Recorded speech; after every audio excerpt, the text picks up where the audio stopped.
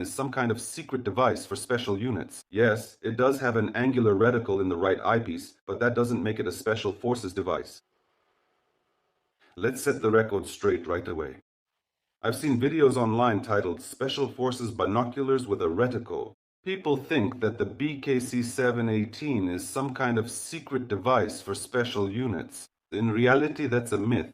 It's a compact, lightweight, and convenient binocular for everyday use, possibly for tourism, hiking, or walks. Yes, it does have an angular reticle in the right eyepiece, but that doesn't make it a special forces device. So all that special forces talk is just a marketing term, a way to attract attention, not an actual characteristic of the device. Modern law enforcement agencies and professional units do not use such binoculars.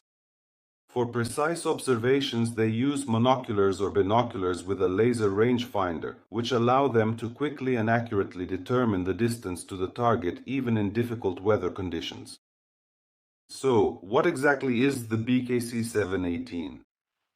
It is actually an ultralight, small, and convenient binocular that easily fits in a jacket pocket. It weighs only 210 grams. Its dimensions are very compact. The metal body provides partial protection against impacts. The optics are equipped with roof prisms. Now I'm going to take it apart and you'll see what it's like inside. It has central focusing, as I already mentioned, and a reticle in the right eyepiece. The field of view is 6 degrees. That's 105 meters at 1 kilometer. A bit of history. This binocular was manufactured at the Rogachev DN projector plant in Belarus, which is part of the large optical mechanical association Belomo.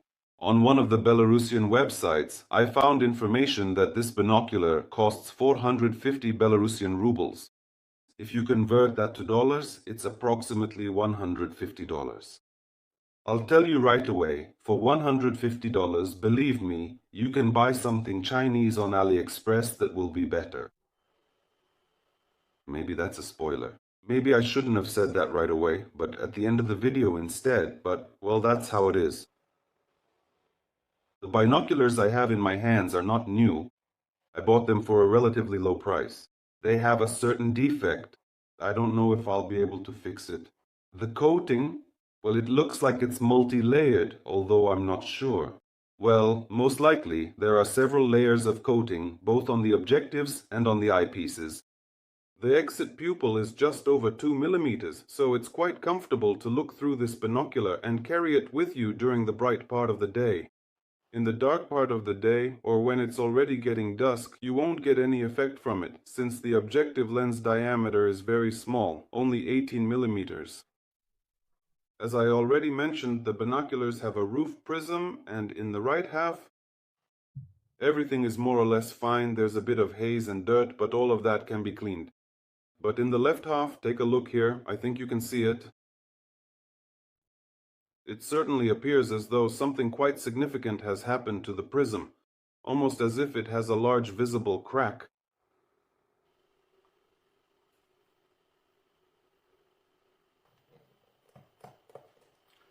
These binoculars are remarkably straightforward and very easy to take apart and deconstruct.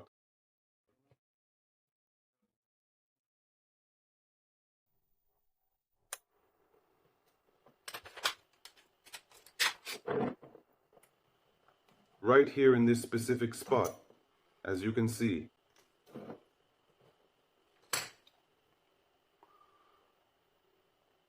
is what it looks like inside.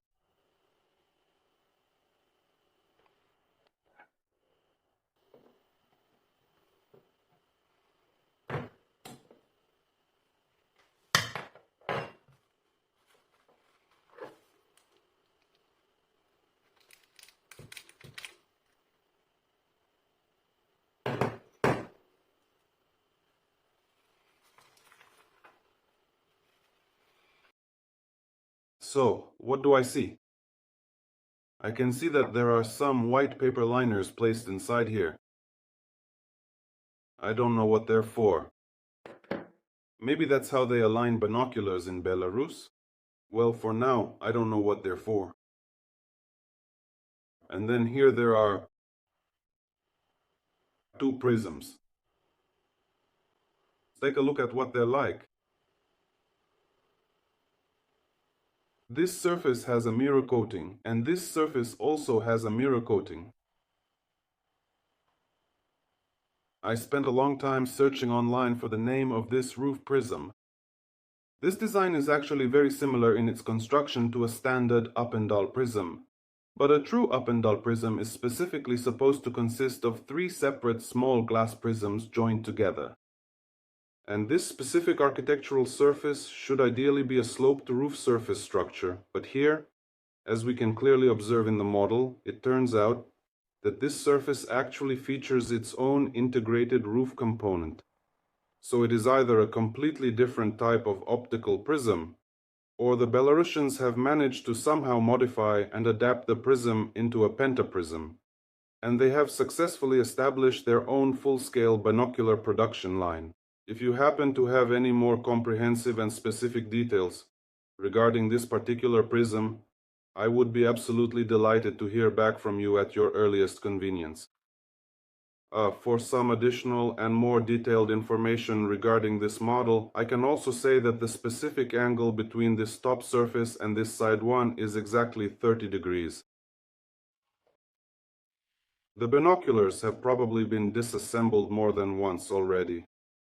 As you can see, this roof ridge does not touch this bar or insert it, and the main problem we're seeing is that when we look through the binoculars from the objective lens side, as you can clearly see, there should be a 90-degree angle right here. However, in this specific spot, there is some visible damage, and as a result, the light rays are not being reflected correctly as they should be. This explains exactly why you are seeing this dark, blackish discoloration appearing here.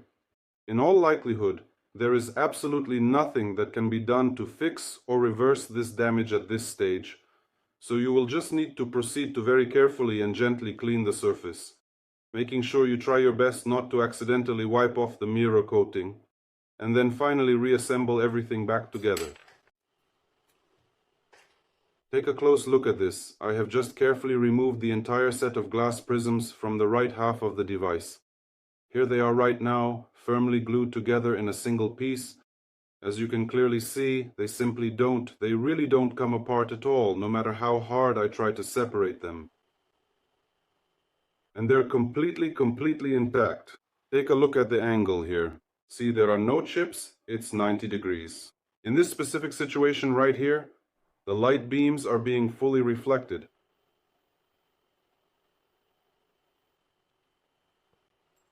As you can see, I've already disassembled the binoculars a bit. Don't worry, I'll explain everything to you now, step by step, what I did. I unscrewed the objective lens. There are 3 holes here. I unscrewed 3 screws of this medium size, and then it comes off. That's it, we set it aside. This kind of eye cup for the left eyepiece.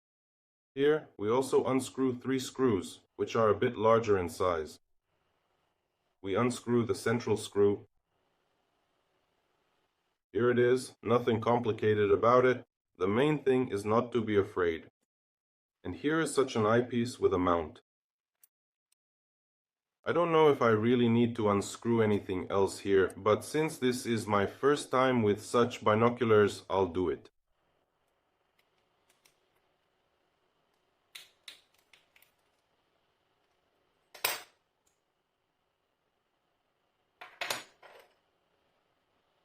In fact, it probably wasn't even necessary to unscrew it.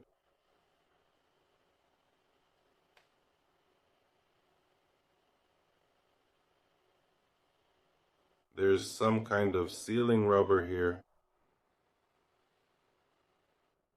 I'll clean the eyepiece with these cotton swabs, both outside and inside.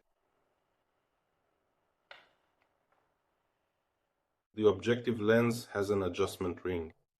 Now I'll show you so you can see it better. On this side, the wall is thicker, and here, it's thinner. You can rotate the lens and thus adjust the binoculars to your own eyes. As always, it's a bit of chaos here for me. But in practice, it turns out that you can reassemble the binoculars afterwards. This is the right eyepiece and this is the reticle. The main thing here, when assembling, don't mix them up and make sure to put it in the correct position. It screws in like this, and it is then securely mounted into the standard eyepiece holder. As you can see, at this stage, the repair of the binoculars is about 30% complete. The right half is fully assembled, and now I'll show you how I install the prisms in the left half.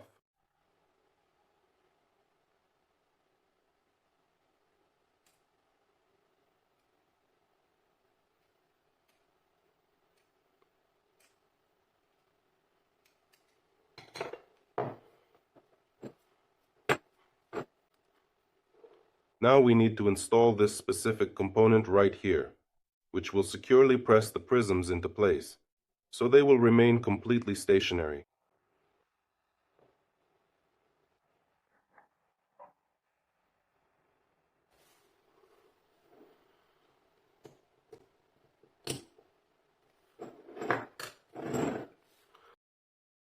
You can leave this cover off for now, because the prisms are held quite securely in the housing here and they won't fall out. Let's move on to the lens. It needs to be cleaned again. To do this, you just need to carefully push it out of the housing. Well, actually, it still remains in another housing which has an offset center.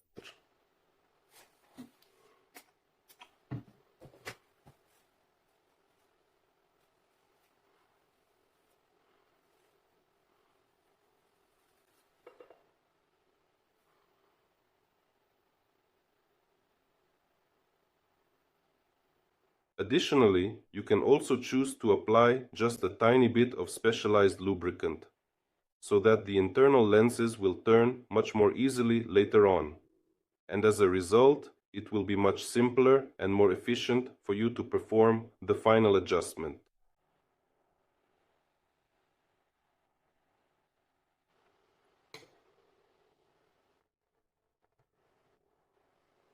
Next, we screw the lens back into the binocular housing. For now, you don't need to tighten any screws. This is enough to start looking through the binoculars and see whether there is double vision or not. First of all, if there is double vision, you need to rotate the lenses themselves. If this method doesn't help, then you can assist yourself a bit by collimating using the prisms. You can either insert here,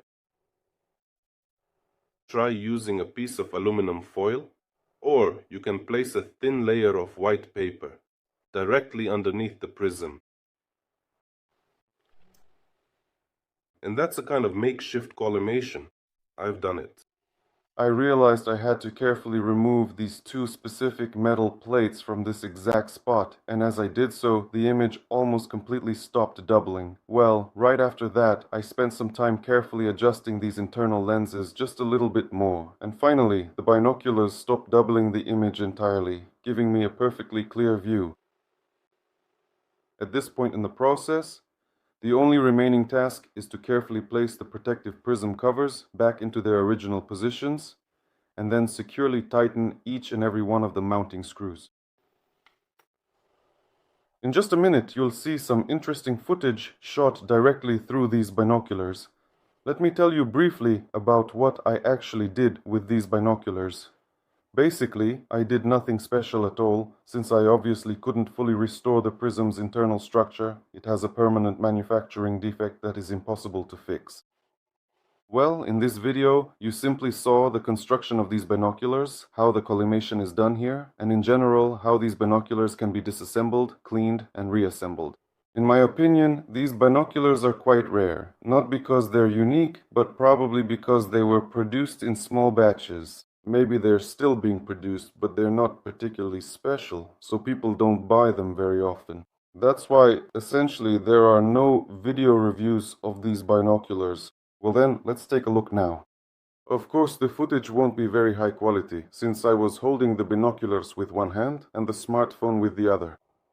I couldn't attach the smartphone to the binoculars eyepiece because the binoculars are very compact. My impressions of these binoculars are as follows. Spherical aberration is quite noticeable. It's relatively comfortable to look through these binoculars during daylight hours at a distance of about 600 to 800 meters. If the distance is significantly larger, the image is extremely dim and lacks sufficient brightness. It's quite blurry, and it is virtually impossible for the human eye to clearly see an object that is located 2 kilometers away. It is practically impossible and extremely difficult to use these binoculars during the fading light of dusk, so I really cannot bring myself to call them professional-grade Special Forces binoculars. If you have any questions about binoculars or repairing binoculars, don't hesitate to write them in the comments. I read all the comments carefully. Thank you for watching the video. Thank you for supporting my channel, and see you next time.